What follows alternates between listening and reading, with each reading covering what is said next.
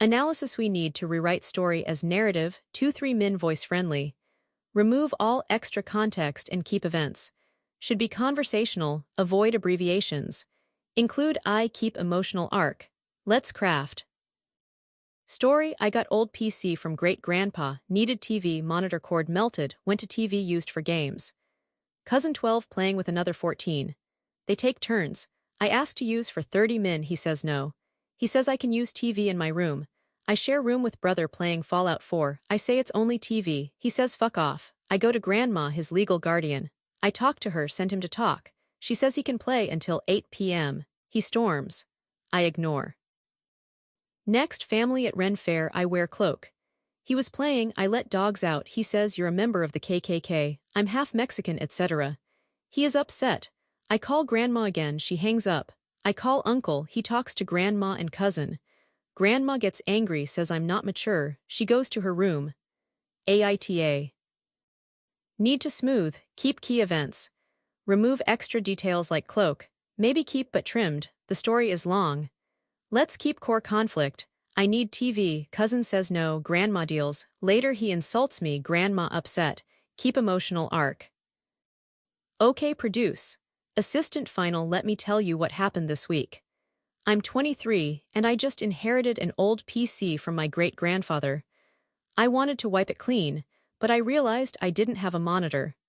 The cord that had been on for years had melted, so I had to find a TV to get it up and running. The only TV we have is in the living room, and it's mostly a gaming hub for my cousin and another cousin.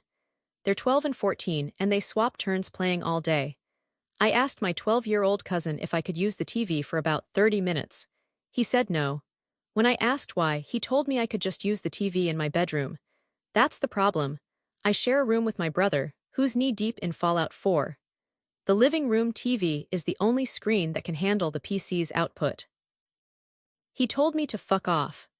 That's when I decided to bring in the adult who can actually make a decision. She's been my grandmother's legal guardian for a couple of years, so I went to talk to her. I told her what had happened, and I asked her to speak to my cousin.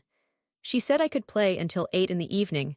When I called back, it was 7:30, so she gave him a window. He stormed off, and I decided to ignore him if he was going to be disrespectful. Fast forward to the weekend. We're all at a Renaissance fair. I'm wearing a long white cloak that looks a bit like a KKK hood when the hood is straight up. My cousin was still playing on the TV while I let our dogs out. He looked at me in complete silence and said, "You're just a member of the KKK." I'm half Mexican, so that comment hits hard. I'm not sure why he said it, but it felt hateful. I called my grandmother again because she doesn't like it when people yell at him or try to enforce rules that make him unruly. She hung up. I then called my uncle. He was at the driveway doing a food delivery, so he was a bit distracted. He took a moment, met my cousin, and explained everything calmly.